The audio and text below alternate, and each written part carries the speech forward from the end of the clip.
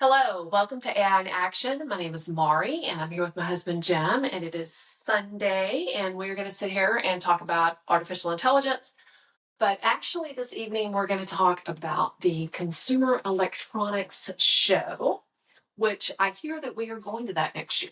You hear correctly. I really want to go. I miss the old days when we went to Comdex, which no one but us knows what that means, probably. But Comdex was the biggest PC show on the planet at the time. And it was Vegas. That's crazy. When we had a booth that we worked at too. So that was even crazier. It wasn't just about going. We didn't just walk around. We had to man a booth. But it was crazy. CES is bigger. Remember the guy that used to bring in like the big, huge RV? That was Macworld. But those types of shows back then, wasn't that Dell? No, that was a company, it was a vendor that we dealt with at the time. Anyway, And he would bring his RV. literally drive his RV inside the convention center. He had a walk through RV, basically. Occasionally at some of the smaller ones, but it's more like a trailer. I don't think It's not like the whole full-fledged diesel engine stuff. We drove it into the show floor. Convention center. The first time we saw it was in Boston, remember, at Macworld. We are definitely dating ourselves. So, Consumer Electronics Show, it's in Las Vegas. Yes. It has to be in Las Vegas because it's the only place that's large enough to hold all the people that show up. So, how many people do you think attend the Consumer Electronics Show? A couple 100,000. Wow, that is huge. So, we are talking about that today because of all the cool things. Yeah, I've spent a fair amount of time over the last, because it was the last week. I think it started on the 7th of January. It was like 4 days or something. And since we couldn't go because somebody didn't want to go this year. I didn't even think about it. I'm sorry. So- I promise I will put it on our calendar. I'll start looking for when registrations is and we'll go. Gambling tables while we're out there. Hey, maybe we'll win some money. Yeah, or maybe we'll lose some money because it works, but the house favors, remember? Anyway, I've been watching all these different influencers that they all had their shtick. Yes. Which I at first was kind of making fun of mentally, thinking, all these different people with their iPhones walking around their little sticks, and they're filming themselves. And I thought, it's probably annoying to all those people because there's so many influencers. But then I started realizing, based on my own behavior, how useful it actually was. Because, when I say influencers, I'm focused on YouTube. I mean, there's TikTok and all the others as well. And I'm sure they were there as well. But I was watching a lot of YouTube and I found myself focused on different ones depending on what I was looking for. Like I like builder stuff, tools and things like that. There was a guy that did a great job of just going around tools like the CNC machine and the stuff that I really enjoyed, laser cutters. There was somebody focused on gaming, somebody focused on. So you weren't getting just generic. I guess since it's such a big show, it's better that the influencers are sticking with what they do in their niche market. And so that way you're able to pick your niche. And the thing is, I read an article about how mainstream media is having a hard time getting the dollars for advertising. Because if you think about it, if you're a tool supplier, what do you want? Do you want do you want to spend $100,000 on an ad that generically goes out to everyone? Or do you want it to go out with an influencer that has 200,000 followers to do nothing but buy tools? Targeted. You definitely want targeted marketing. Yeah, you get a couple of influencers with a lot of followers, and that's a much more targeted market. Right, you'll make more sales that way. You'll make more sales. So anyway, I thought that was interesting. There was a lot of AI stuff out there, but the one that that caught my attention first was the augmented reality glasses. There was a lot. Oh, and so it's not just Meta that's doing. It was for there's lots of people that have talked about them, but there was just so many. And they're all in the $300 to $500 range. They're not like the HoloLens which is more of a VR tool anyway. Augmented reality. Would you like me to explain what that means? Yeah, I mean, to me, augmented reality is you hear things, you see things that are part of the field of view of the glasses. It's an overlay on reality. So it's an overlay, but like you said, the old VR headsets, you put those things on and you saw nothing. That's virtual reality. Yeah, it was virtual. So you saw like 180 degree, okay?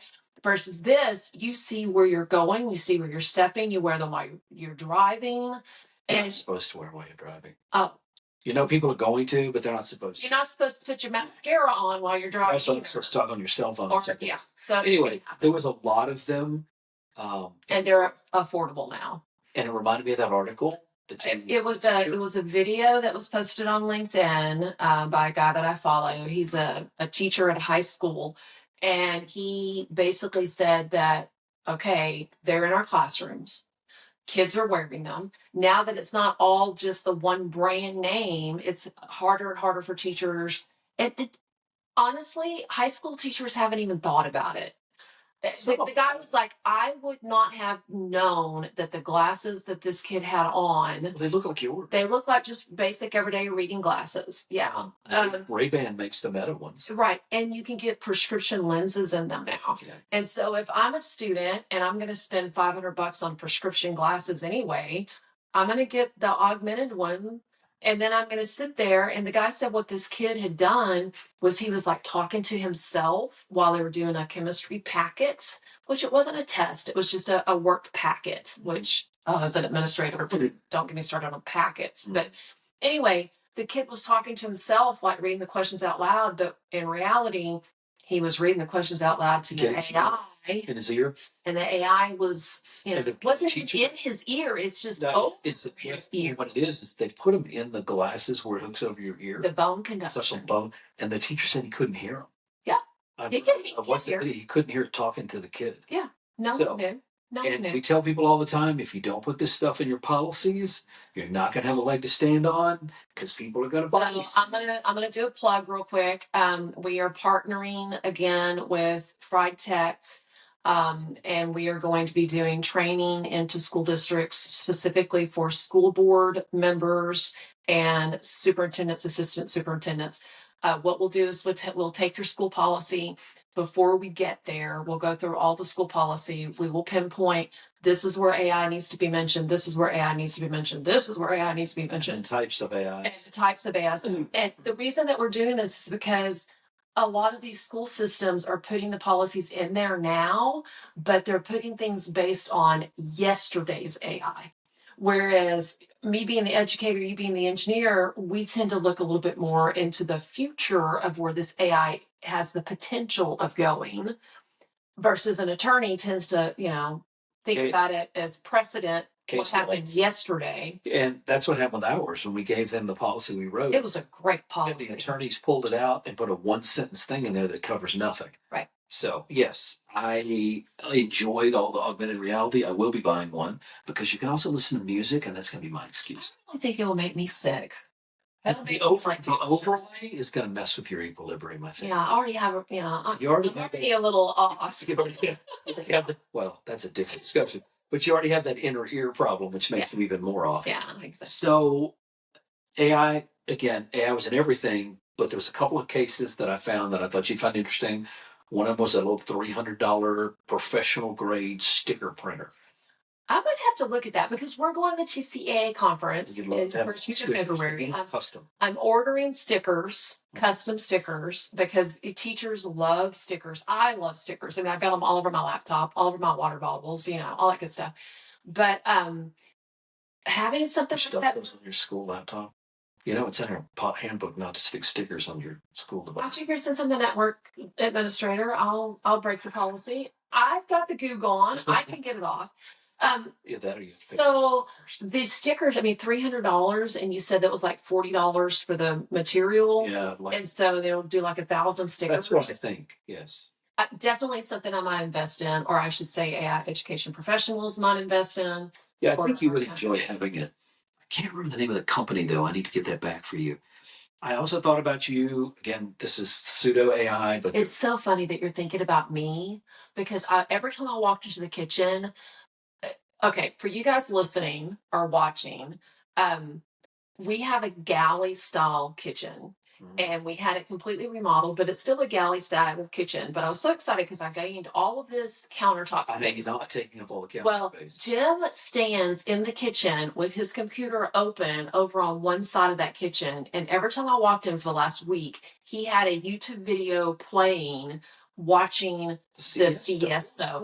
And you were doing it just for me. I was. Yes, it was including this CNC machine for the makerspace you don't even run anymore, but it was a $5,000 CNC machine that would have fit so great in your makerspace. You can buy it for home, of course, it's $5,000, but this thing had up to 6 tool changes that it could make. A CNC machine is a computer numeric control, but basically it means that it's like it has like what looks like a drill bit, and it can actually cut things. Unlike a laser engraver that burns away stuff, this thing you can create things in metal and wood and plastic, and it's what's called a subtractive process, so it takes away material.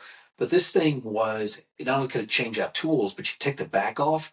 So not only was it, like 12 inches 12, wide. 18 inches wide, but you could feed it. I don't think it auto fed, but you could feed the work through. I bet it auto fed because if it's computer controlled, that isn't it doesn't make sense that I would have to feed it myself, because then if I push too fast and it's computer controlled on the cutting, it would cause it to slip. Yeah. I bet it has some type of a gear or something. Wouldn't it? But anyway, the thing was fantastic. It was they had a less expensive version for like $2,000, but I want the $5,000 one. You're just gonna have to start making some money. I really do need to make some money because I really need one of those. The other things that I noticed a lot of was home control stuff. AI everything, of course. We have a new Ring doorbell, a Ring camera, and we were in Austin today at my daughter's house, and you had to come home early, or at our daughter's house. You had to come home a little earlier than I did, and it was kind of cool. It popped up on my watch, ring, somebody's at your front door, and I was like, oh, Jim made it home. So the thing that I want people to be careful, they're putting AI in all this home control stuff, door locks, everything, and I think it's great. But it's also a mechanism, if you're not careful, to gather information about you. Privacy. The thing is that a lot of these companies are forcing you to use their software. Yes. Now, some of them work with, if it works with Home Assistant, for example, then you can run a local version of that. And I'm not saying everybody would. I'm saying you have an option to where if you're running a local version like we have that I'm setting up, running on an old laptop. Can I say that not everybody has an engineer? I know, but a lot of DIY people are able to. Home Assistants, you can buy a Raspberry Pi pre-configured with it. And my point is that there is an option, most likely on some of these AI-based systems, to give you some of that privacy. Don't be in a hurry to give up your privacy, because you gave it up to Google all through the 2000s, and Apple and Google and all these people, and look at all these things that are going on where data's getting stolen from them. They're using that. They're selling your data. They're using it for insurance. Think about the privacy. Right. That's my point. So moving on, I thought it was interesting because we are rural. Yes, Latin was rural. Being the hay baling queen that you used to be from age 5 and on, I thought maybe you would appreciate that John Deere had a booth at CES. John, when you put all this stuff in Obsidian, and I go over it and look at it, and when I first saw that John Deere was at the CES, I was like, what on earth is John Deere doing at the Consumer Electronics Show? But then when I looked at it, it makes sense. They're having a hard time getting people to work. Well, there is a shortage of people to work at farms and on ranches and in fields and now we're talking about agriculture. We're not going there. So John Deere is saying that they might have a solution through AI, in that they're building AI into their products, that it's a self-driving truck. It's like self-driving, like the Waymo car we saw when we were in San Francisco. Right. They also have lawnmowers. Hey, you know what? If I would love to have a lawnmower that. Think about football fields and baseball fields, and they don't have artificial turf. We have a hard time. Like, I remember when our kids were in Little League, if it wasn't for the one volunteer that went up there and did that, nobody else had time to go up there. They and have mowers all the time. Mow that field. Oh, absolutely. It's like they just map it and do it. But think about how much better it would be with AI. Mm-hmm. Because then if it's like a baseball, it's sitting in the middle of the way that, or a person walks out in front of it, or so I can see how AI is definitely going to help with stuff. But John Deere is going to have to deal with the fact that I think a lot of farmers have trust issues with them, because they've been fighting the right to repair laws for a long time. What is a right to repair law? It means you can fix your own stuff. Farmers for a century of buying John Deere stuff. And Caterpillar. They've been able to work on their equipment. Well, they started putting a lot of software in it, just like they did with cars. in the 80s, late 80s, they started putting all this electronic control stuff in there. And in doing so, their excuse was because of emissions laws, we put it in there to do better with emissions, which my late father used to tell me was complete crap, that you could actually tune a car to without a computer in there. But you put the computer in there. Well, now they claim if you work on it, you're going to mess it up. Well, the farmers aren't asking them to allow them to do everything with it. What they're really asking for is what the car people wanted too, the small shops. They wanted a diagnostic port. They wanted all that diagnostic. There's no reason why they can't give all that diagnostic information that tells them all this, because that's all they do. They come out and hook up a diagnostic tool to it. If a John Deere person comes out, it tells them what board is bad. They swap the board and they leave. The farmers want to be able to do that themselves and buy the boards instead of having this person come out and do it, because they can't be down. That's what I was going to say. Hay. Well, that's what I was going to say. I mean, we would go out to bale hay, and if we had like weather coming in, and once you get it cut, you got to get it up. You're out there till midnight You trying got to to get get that. it done. Yeah. You have big floodlights on the field. Yeah. Well, we on our tractors, we would have big floodlights, so you could see. And on the trucks and stuff. That's why a lot of the trucks had the big lights on the tops, you know. But yeah, I mean, I can see how I would not want to not know. And why would John Deere not want you to know? Because then if I could get the diagnostic out and then go ahead and order the part, then even if I have to get a certified John Deere person to come out there and fix it. Guess what they make more money on right now? Parts. Repairs. Mm-hmm. Parts. This is the same flaw in logic that the car manufacturers had, which is why the Japanese cars, because my dad used to talk about this, because I come from a long line of mechanics, and he used to talk about the fact that the car manufacturers in the United States always believed that their real cash cow was parts. And so they didn't care if you had to work on it as long as you can get the parts. My dad used to tell me that. I don't want to buy a Japanese vehicle because I can't buy parts. But then one day we got him a Japanese vehicle, bought it used. He never had to work on it. So he didn't need parts, right, which was the strategy the Japanese used to make it better and better. The fact is that if you're making your money on your parts, then you've got the wrong business model. Right. I'm not saying you shouldn't make money on parts, but it shouldn't be bigger than your new sales. So they need to find a better way. But anyway, so John Deere had a really nice booth, and I want the lawnmowers though. I don't know. I don't want a John Deere though. I don't really like their lawnmowers that much. Okay. But so what else do we got? That stuff felt kind of cynical. I love the next one. Okay. It was a Roomba. Which bot multitasking household robots. It had switchable tools. You could get a tray head on it, so it could like serve me a drink. Yes, you could literally, like, I'm assuming at a party, go person to person and take the drinks, like a little serving tray, right? But it also grazing board. It's on our robot. It's going to go around everywhere, and everyone's going to like take the stuff off the board. It also had an air purifier that would follow you around. It has a light thing that will follow you around. So it has. You have to go ahead of you so that the room you're going into is light. Yeah. The thing is that it had it's a multi-tool kind of thing, like that CNC thing I mentioned earlier. You could swap tools. But the biggest flaw they have right now in my engineering mind is it needs to auto swap the tools. I don't want to have to go load the tool on it that I want. Well, I want one tool in the morning and the other tool in the afternoon. I want to send it for tools. I want it to have AI, and I want to say, I need extra light in here, and it goes and gets the light tool. Yeah. I'm going to patent that idea. Oh, wait a minute. It's in on a podcast. I can't. Yeah, now that well, I don't know, maybe get it patented pretty quick since the podcast is dated, you know. So I got to get it tomorrow morning. Yeah. What's next? The LG Stand By Me. Stand By Me. Okay. They already have one out. It's kind of cool. It's a big, huge monitor that's like on a stand. It's like this chalkboard hanging behind your head right now. Right. It's big. Yeah, it's big. It's about the same size. It's a 27-inch monitor, and your little chalkboard. That is a chalkboard, I think. Yes, it is. It's hanging behind you in our little studio here. It's about that same size. Okay. And It's battery operated. That's a big one because then you don't have to find electricity. So like if we're presenting and we can like mirror whatever it is that we're doing on our computer over to that thing That and becomes you'll your be able to see it and have it'll be your teleprompter. Yeah, and it's touchscreen too. That's it. That's cool. And I don't know if it's cool enough for $2,000. well, they're talking about the one right now. I think is $1,000. They're talking about this one being a little less. I bet the one for 1,000 is not battery operated. It is battery operated, but it's not. I don't think it's a touchscreen. Oh, okay. And I don't think it's as big either. Okay. The next one I thought was interesting.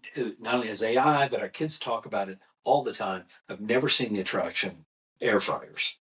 An AI air fryer. Now, at first I was like, how is an air fryer AI? How is an air fryer AI? But then you explained that basically I give it the recipe that's a normal recipe, and then it converts that recipe into how much time and temperature it would need in an air fryer. I'm assuming it gives it better controls without you having to intervene. I don't know if the AI is adding that much value. I'm thinking that's a marketing thing. It may be, but it sounded really cool, and they were making some cool stuff with it. Well, it had steaks. They had steaks they were handing out. I think they ordered steaks. Must have been small steaks. Maybe they were those vegetable steaks. They were plant-based steaks. Maybe.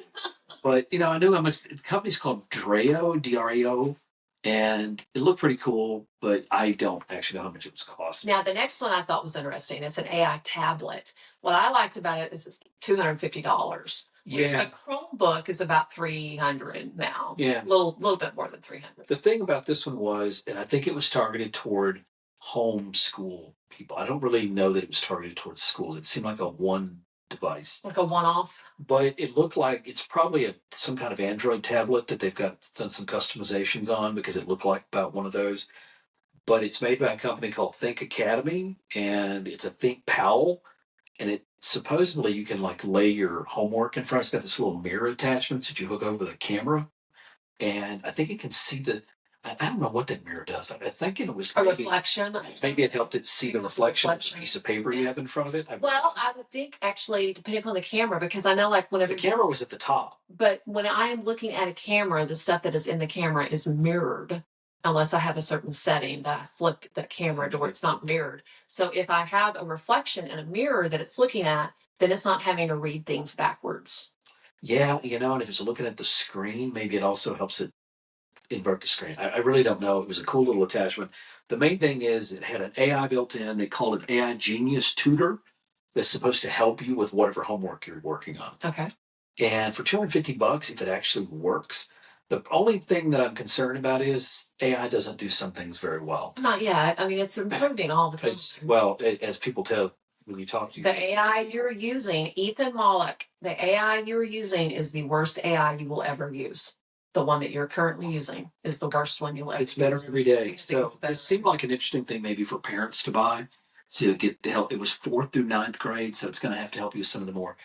Most parents can help their kid with basic stuff in elementary school, but by the time are you smarter than a 5th grader? Exactly. The whole game show about that. There was, and by the time you get to college, algebra, pre-algebra, that kind of stuff, people start struggling. By the time they get into high school, there's a lot of topics that people struggle on. So maybe it's useful. I don't know, but before we run out of time, I got to get to my favorite. Go ahead, jump in. Digits, Nvidia, of course.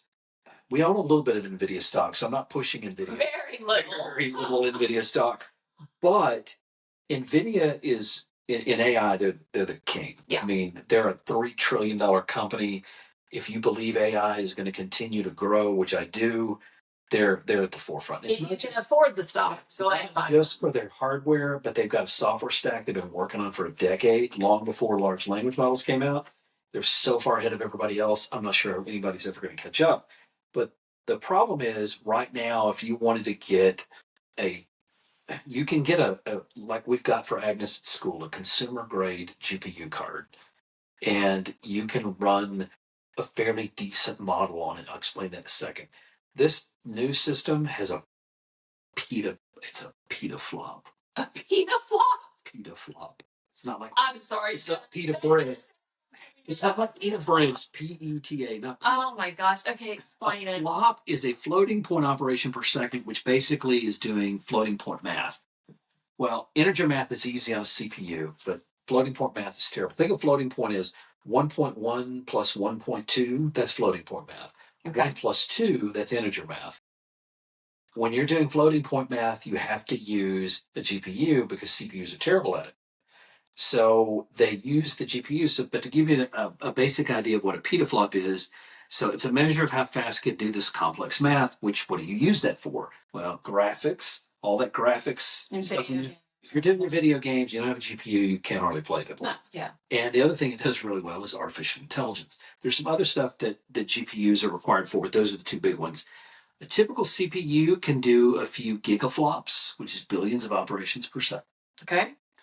A GPU like we have in ours, it can do that Agnes has. Like Agnes, it can do teraflops, which is trillions of operations per second. Okay.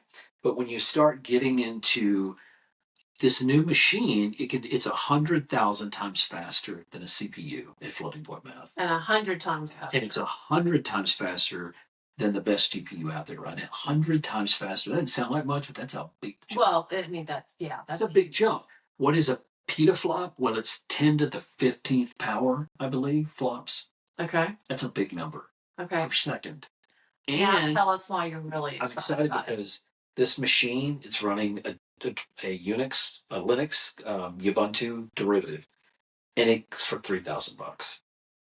For $3,000, this machine, the same equivalent machine. I know people can buy gaming machines for more than $3,000. Well, and the same power in a machine right now would cost you $30,000. We're talking about a 10x decrease in price.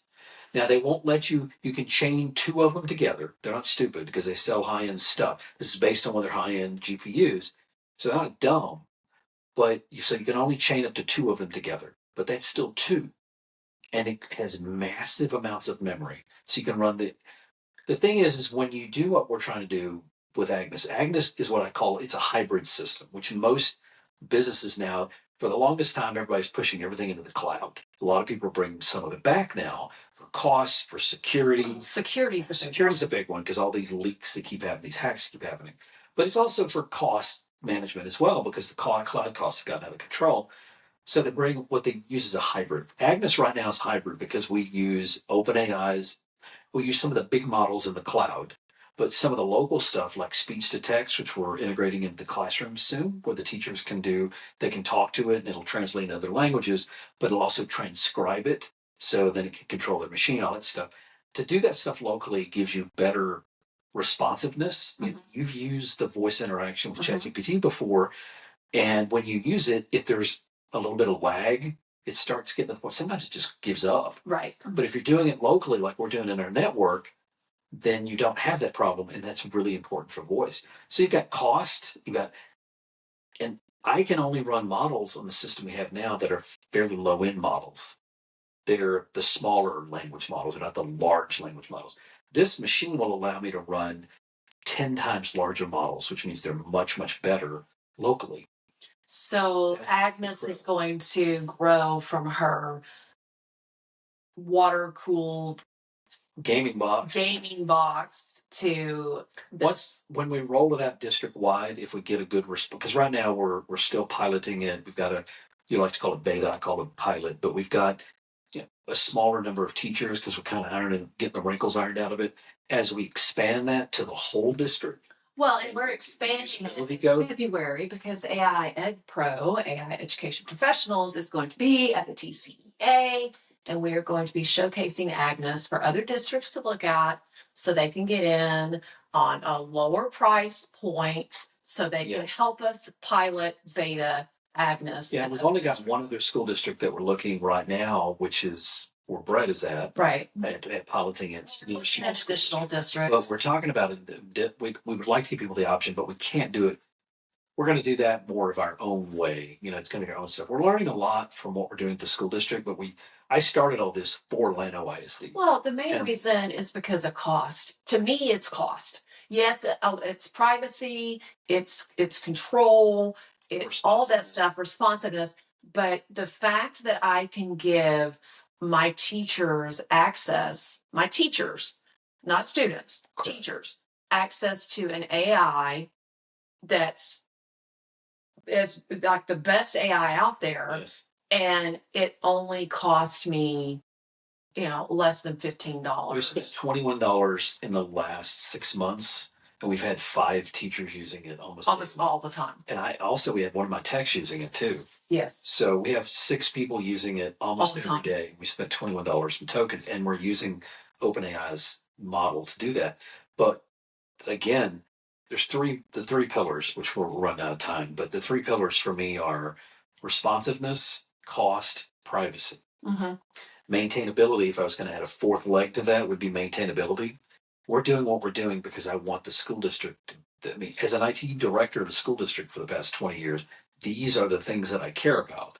I want it to be responsive. In other words, teachers, when they need it, it's there. I got to be able to afford it. I got to be able to deal with the privacy laws, and I've got to be able to maintain it. We had no internet the other day, and Agnes was still up because we have the local model. But it was a small model. It was, but it was enough to do an email. What if I can get digits? If you could get, I could see how you'd be excited. Models. I could see how you because some of that token cost we're talking about saving, the more I can run locally, because you've been teaching the teachers, we've got a drop down list because we've purposing an open source tool, and we're making it kind of our own, but we're using it because it's got a lot of great features in it. What we're doing is wrapping IT management tools around it. We're not changing the tool itself, but it's got a drop down list.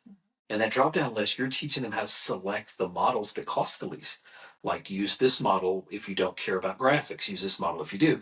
That part of the education will be really valuable as we add in some of these big local models, because you can say, look, this is free.